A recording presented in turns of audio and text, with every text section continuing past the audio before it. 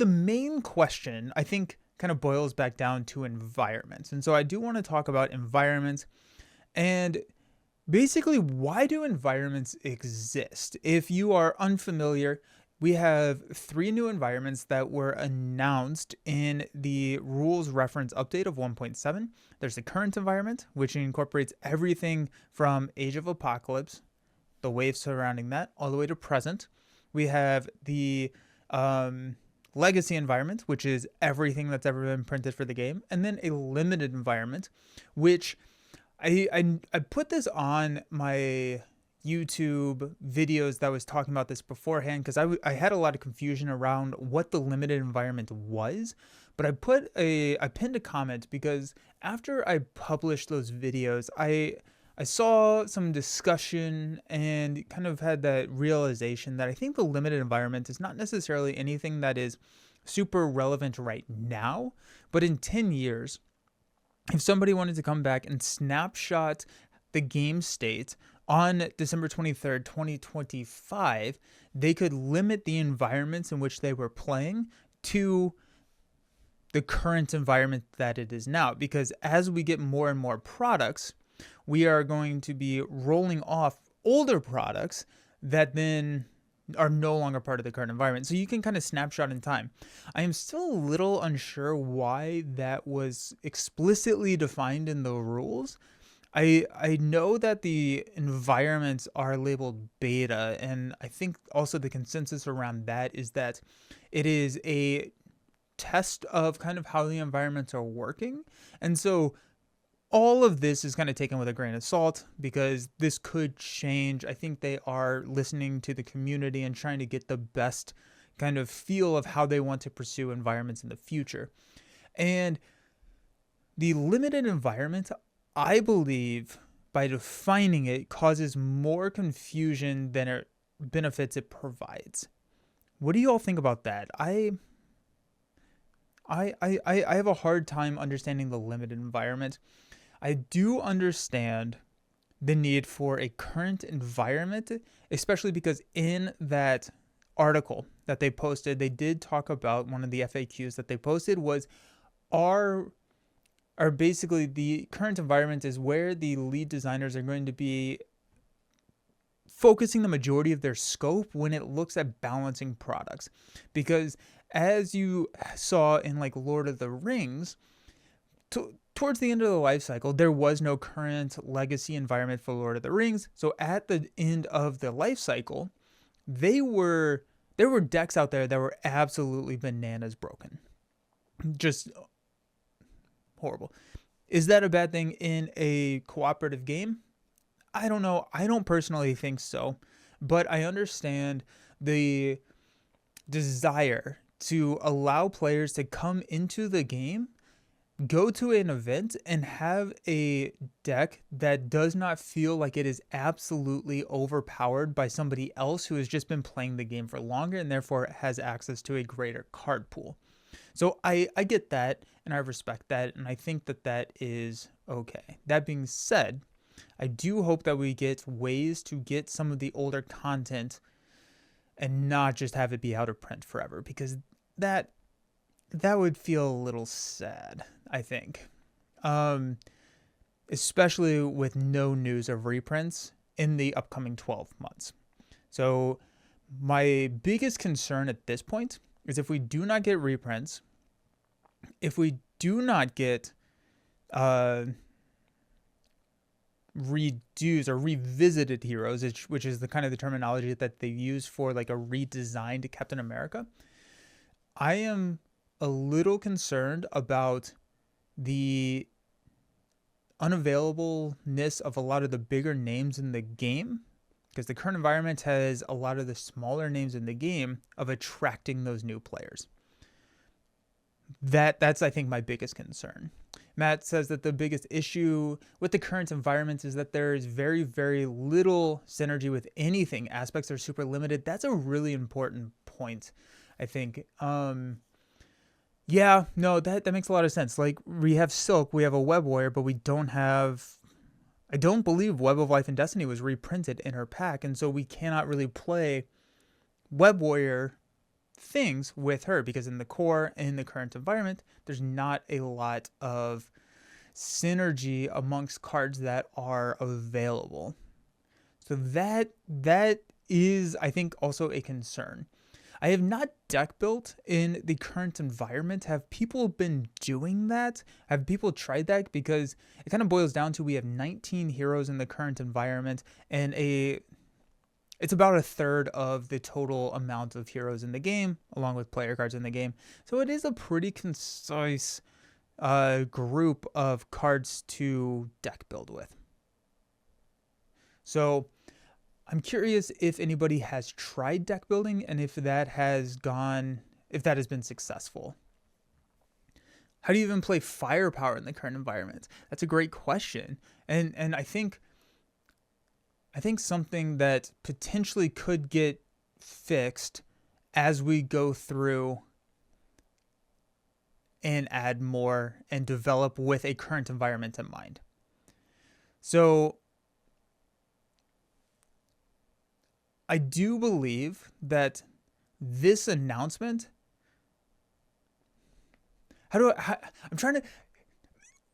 concepts are so hard to say sometimes. I think my main question, or my main optimistic approach to it, is that right now nothing really works in the current environment, and that's because it's new.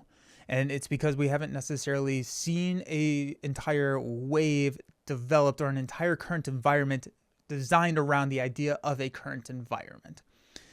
That being said, could we, in 2 years, when we have a completely new set of current environments, plus like the Civil War, would it be a lot more homogenous in terms of player card pool, because they now know that they are designing for this current environment in mind? And right now it's just not there, because that wasn't the design intent over the last 2-3 years. That could be, that's my optimistic approach. I'm trying to stay optimistic about it. But yeah, Shield is the only real trait that benefits from current right now. That's very fair, because with the Civil War wave, we did get a we got a diversity in traits, and we also got strength and diversity, right? Like that was kind of the vibe of the wave, was to shotgun the traits, which doesn't have a lot of synergy with them. So far with the current environment, spam Nick Fury if you want to beat anything over expert. Has always been a valid strategy, to be fair. Maria is also in current, because she was part of that initial core set. Deck building in the current environment is awful. Nothing synergizes. Look at aggression cards for current. And I actually meant to check this before we went on, but do we know if Marvel CDB has done anything for current/legacy yet? I don't necessarily know that they have. I'm just kind of pulling up a new. I don't think so. That being said, you can always go in and filter based on what cards you have, and just set your card you have to the current environment. Yeah. I'm hopeful. I think it'll give time, but I left Magic the Gathering due to standard. Legacy is the only way I'll play. I made a poll in the Facebook group, and limited current each has less than 4 votes, while Legacy has so much more votes. Fair. And I think that is probably how I will be playing as well. I think I've seen a lot of the sentiment of, I bought the cards, I'm going to play with the cards, and I think that's very valid. I don't think that anything that they print invalidates any way that you want to play. So yeah.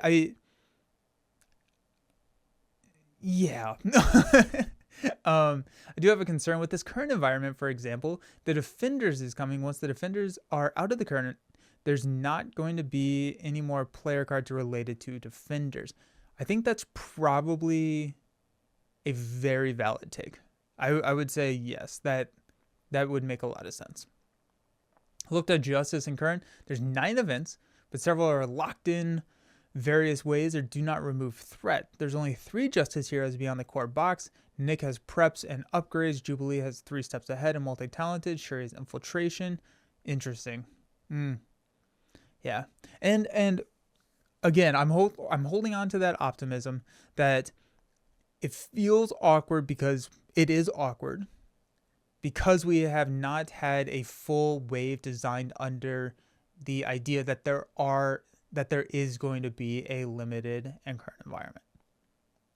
So that's my hope. I do think that we in the comments, it feels like the environment question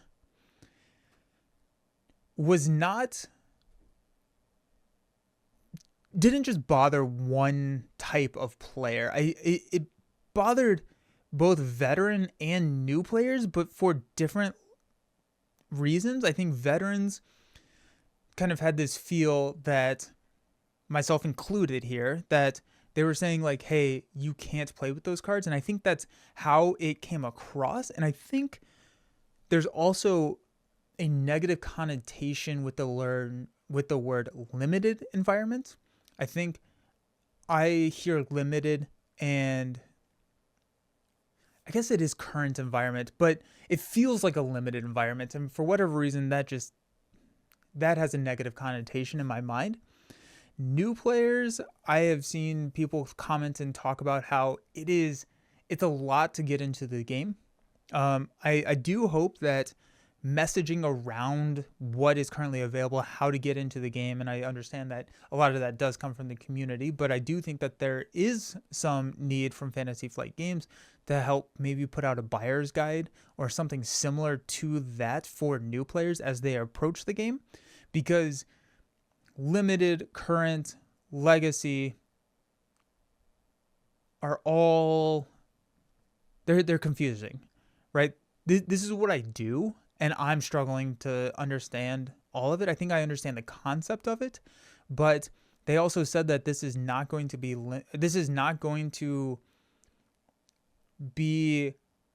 correlated with what is and is not in print, and that confuses me a little bit. So, also with the living card game, there's just no point to make a current environment because there is no money reward in doing this from a side owning out of print stuff. I think the main reason for the current and limited environment, which goes against what they said, so this is pure speculation, but my guess is that it will at some point be correlated with what is in and out of print. So I think we have, take a guess, Nelson, 45 different Marvel Champions, 50 different Marvel Champions products. That's a big ask to have the game store try and stock all of that. But I do wish we could special order it or something from FFG directly. More back of the pack aspect cards would help. Hoping 2026 gives us reprints instead of modulars. That would be a good way for them to help round out that current environment. Absolutely. I really like that idea. You worked for a project manager that didn't have any answers. We kind of had to just tell the folks hard news and hope yeah. The environments don't bother me. I feel like it's just pointless in a non-competitive card game. I think it makes a lot of sense to not keep printing stuff that isn't selling as well, but at the same time, I don't understand why they wouldn't print on demand or crowdfund stuff unless it's because of licensing complications with Marvel. And that could be the exact reason. I don't know. Licensing is something that I'm glad I know nothing about, just because it sounds like an absolute horror show. And that could be it. And that's not a satisfying answer to give to players. And so I could see them trying to reason in a different way, with that also just being a reason that they are not doing it. I don't think this is FSG as much as it's Asmodee, and the FFG people have said that their hands are tied on what they can and can't say. Yep. They could easily release an aspect or a rata pack. That could be really interesting. I could now I assume I am assuming that a lot of the heroes that are out of print are not coming back into print. I think that's a safe assumption. I would like to be pleasantly surprised and incorrect about that. I think because of that, we could see an aspect or an errata pack released in the current environment to help smooth it out, potentially in this first wave. At the end of the day, I agree with D20. It's a big nothing burger. It has no impact at all, and none of the veteran players will have anything to worry about. Yeah. Like a core upgrade pack with every aspect that they want to be evergreen. Epic, I agree with you. I think my worry becomes if they are not bringing in new players to the game, they're not showcasing growth, and that the plug could be pulled. That's my biggest worry. If we have a guarantee that that's not happening, I hope that people who want them can get kept in the future, and cool. Yeah. We did get, or I got a decent number of questions around what do I do with the information, and I think it kind of goes back to Epic and D20, just nothing, nothing really. Like, do you have to use environments in Marvel Champions? You do not. I think you play with what you have and enjoy that, right? No one can take away the enjoyment of the game from you. And so enjoy with what you're having and don't worry about what environment you are in. I do think that these are more a definition for the business side of the development of the game rather than it is the player side of the game. So that's kind of what I think. And that being said, I got a decent number of questions around new and returning players. And so this, I want to answer Epic's question, or talk about Epic's thing. And then we're going to talk about some just different questions that we got about new and returning players, talking about what is needed to play Marvel Champions and all that. So Epic, if they didn't say absolutely anything and just dropped the new rules update with current and limited at the end of the page, probably wouldn't make any noise. That's true. Environments are mostly about PvP. Yeah, gives players language about what is and is not allowed in their game. And yeah, it's fantastic. It's a fantastic guardrail for PvP, 100%. Do you think that they're going to do a lot more PvP in the game's life cycle? I don't know. I kind of assume we're done with PvP. I could be very wrong about that, but I see PvP as if I see pool. We're kind of done with pool. It's fun to have. It's a fun thing to revisit every once in a while, but I would be surprised if a lot more development effort goes into player versus player. Hulkling and Maria Hill definitely aren't going to draw in any new players the way Captain America and Wolverine did. 1000% agree with you. Yep. 1000% agree. And that's why I'm hoping that we get some news about these reprints relatively soon. Even if they don't come in 2026, I think the uncertainty is scarier than not knowing anything. And even if that answer is something that's like, hey, it's going to be like Q3 2023, I would rather know that now than not have any information about it whatsoever. I don't think PvP will be supported. Maybe one pack like She-Hulk and Vision. That's kind of how I feel. PvP tournaments for organized play. That'd be fun. I am kind of surprised that we didn't see any OP stuff for organized play stuff for PvP as it came out. It's kind of surprising. I know that they were hindered on how much PvP they could do based on the Asmodee acquisition. And so that may still be rippling through. I didn't even think about that. Yeah.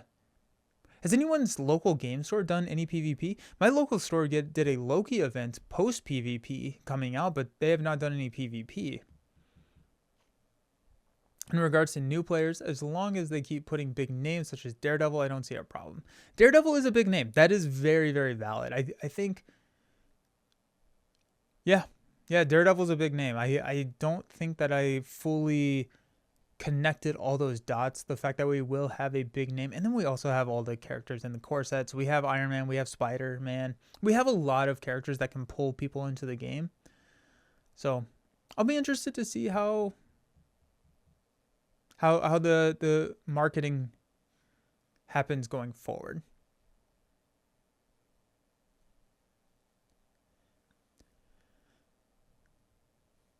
Optional PvP packs for you to decide. Oh yeah, that'd be cool. If they wanted to be greasy, they could release old MC stuff as the FFG board game classics that they announced. I don't even know if that'd be greasy. I think that makes a lot of business sense. In the sense that, like, hey, like, you can do, like, if you want the hero waves, like they did, like the hero wave collection packs, they did those. I thought that those were fairly maybe they weren't successful, and maybe that's why we never saw them, but we did see, like, wave 1, all the heroes bundled together, and that's one SKU that a game store has to carry, rather than, like, what would that be, 6 SKUs? I think 4 or 6 heroes in that pack. So we could see something like that. We could see them do a, what was that called? It was FFG. Was it FFG Classics? We could see them print that way.